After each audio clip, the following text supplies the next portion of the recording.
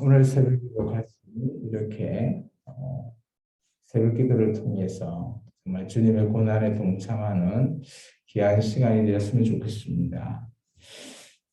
우리가 어제 예수님께서 예루살렘에 입성하신 후에 가장 먼저 성전을 청결히 하는 그런 예수님을 보게 되었죠. 쉽게 말하면 우리가 이 고난 주간에 우리 자신이 하나님의 성전이자 하나님의 교회이기 때문에 우리 마음을 깨끗하게 청결히 청소를 하고 정말 이 고난의 시작을 어제 이 시간부터 시작이 되었죠. 그리고 나서 예수님께서 18절에 보시면 이른 아침이다 보면 이게 하루가 지난 것 같습니다. 아침에 일찍 일어나서 어디로 갔는가 하면 우리가 좀 전에 읽었던 23절에 예수님께서 성전에 들어가서 무엇을 했나 하면 가르쳤습니다. 예수님께서는 언제나 한결같이 예수님의 그 뜻을 가르쳐서 그 뜻을대로 살아가기를 원하는 그런 백성들을 원했다는 거죠. 굳이 이 23절에 가르치는 내용이 오늘 23절부터 시작해서 총 22장 그리고 23장 계속해서 가르치십니다. 24장 1절에 보시면 예수께서 성전에 나오게 됩니다. 그러면 무려 21장 23절에서부터 23장 끝까지 39절까지가 성전 안에서 계속 가르치시죠. 그 첫 번째 대상자가 바로 그 성전을 관리하는 대제사장들 그리고 장로들에게 먼저 가르칩니다. 그 시작은 예수님이 그들을 가르친 것이 아니라 그들이 오히려 예수님에게 나와 네가 무슨 권위로 이런 것을 하느냐 또한 네가 성전에서 이렇게 할 수 있는 권위를 누가 줬냐? 라고 예수님에게 오히려 물어보면서 시작이 되는 겁니다. 실제 예수님은 그렇다면 과연 23절에 가르쳤다라고 하셨는데 그 성전 안에 있는 이스라엘 백성에게 무엇을 가르쳤을까요? 그것은 한번 전체적인 내용을 우리가 한번 읽어보시면 23장까지 내용을 읽어보시면 많은 비유와 많은 내용들이 나오는데요.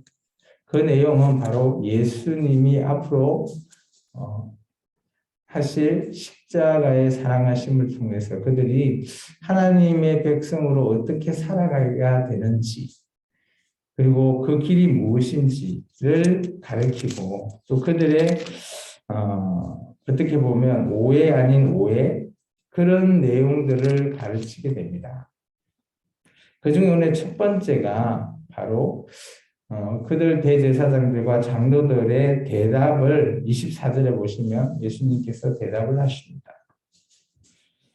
무슨 권위로 내게 이렇게 가르치냐라는 것을 물었을 때 예수님께서는 그 질문에 대해서 바로 대답하지 않으시고 또 다른 질문으로 그 질문을 하시는 거죠. 이게 예수님의 가르침은 독특합니다.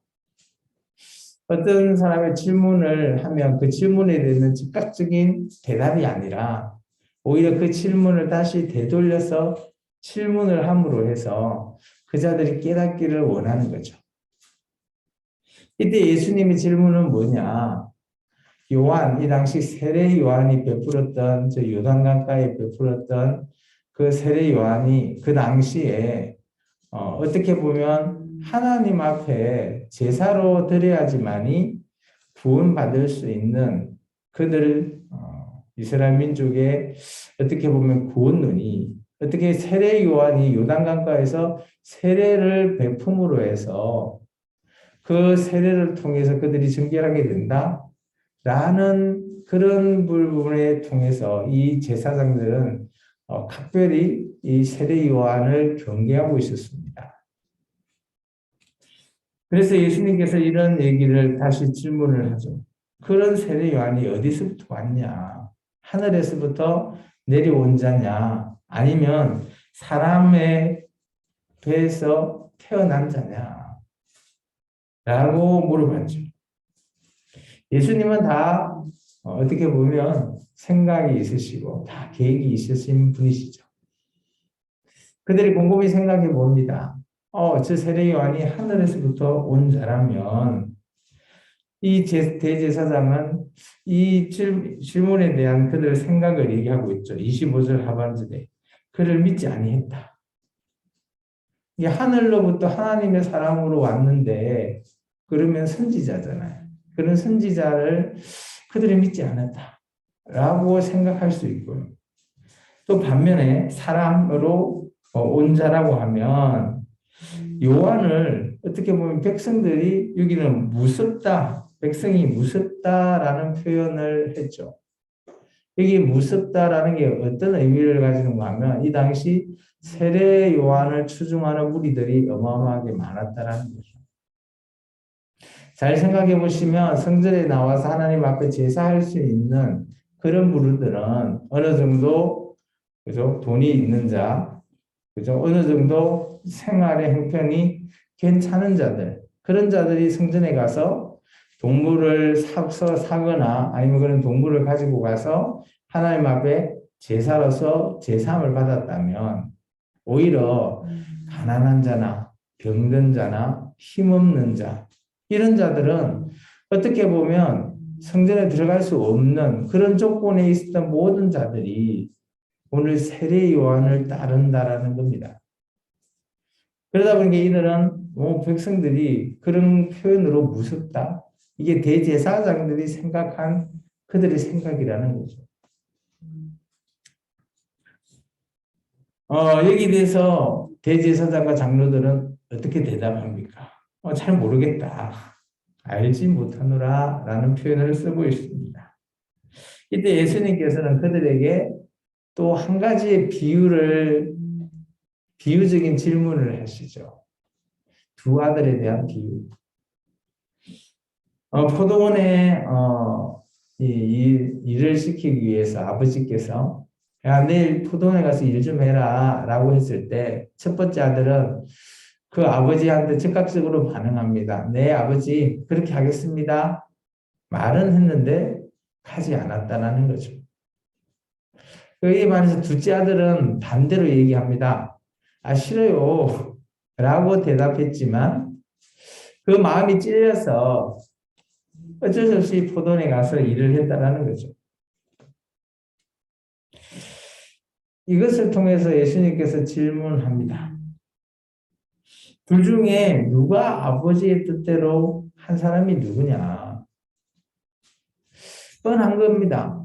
당연히 두 번째 아들이 그래도 하나님의 뜻이 맞게끔 이게 아버지의 명령에 올바르게 순종한 사람은 둘째 아들이죠. 했기 때문에. 하기 싫다라고 말은 했지만 결국은 했기 때문에. 이들 대제사장과 장로들도 마찬가지죠. 그렇게 했다요. 그런데 예수님께서 이렇게 말하고 있습니다. 31절에 세리들과 창녀들이 너희보다 먼저 하나님 나라에 간다. 이는 의미심장한 말입니다. 왜 그런가 하면 아까 그들이 얘기했던 권위를 두고 한 질문에 대한 오히려 반박되는 역질문을 통해서 그들을 어떻게 보면 시원하게 한 방을 날리는 예수님의 질문이죠. 역공입니다. 왜 그런가 하면 그들은 세례 요한을 믿지 않았잖아요. 그런데 오늘 창녀들과 세리들은 어때요? 예수님이란다.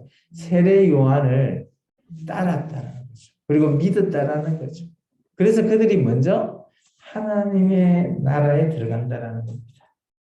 그러면서 이런 표현을 씁니다. 32절의 요한, 여기서 세례 요한은 의의 도로 너희에게 왔대요. 의의 도. 이것은 아까 그 질문, 예수님의 질문에 두 가지 있잖아요. 세례 요한이 하늘에서부터 왔냐, 사람에게서 나느냐라는 질문에 대한 최종 어떻게 보면 결론이죠.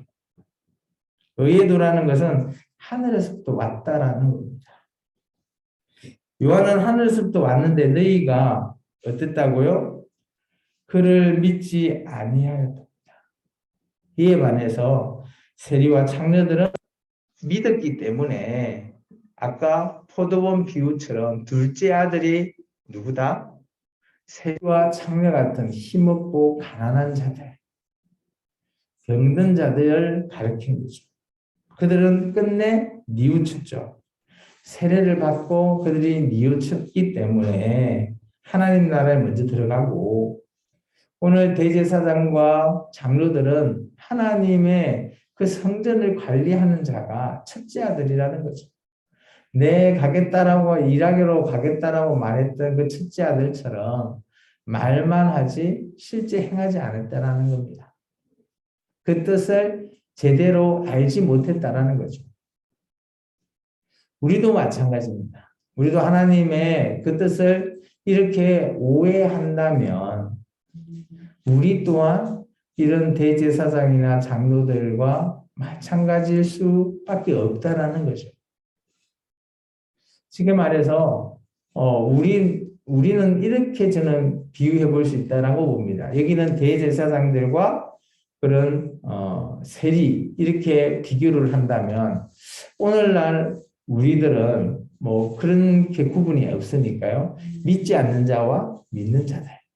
근데 아버지가 믿는 자, 믿지 않는 자, 뭐 이런 우리에게 교회에 다니고 하나님을 믿는 우리에게 질문을 하거나 그리고 세상을 살고 있는 믿지 않는 자에게 질문을 했을 때 과연 우리는 어떻게 대답할 것이냐. 이게 정말 중요하다라고 저는 보여집니다.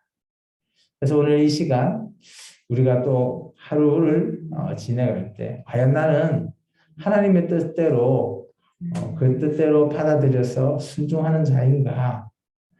오늘 우리가 기도할 때 정말 주님 앞에 이런 질문을 통해서 우리가 기도하는 저와 여러분이 되시기를 주님의 이름으로 축원합니다. 기도하겠습니다.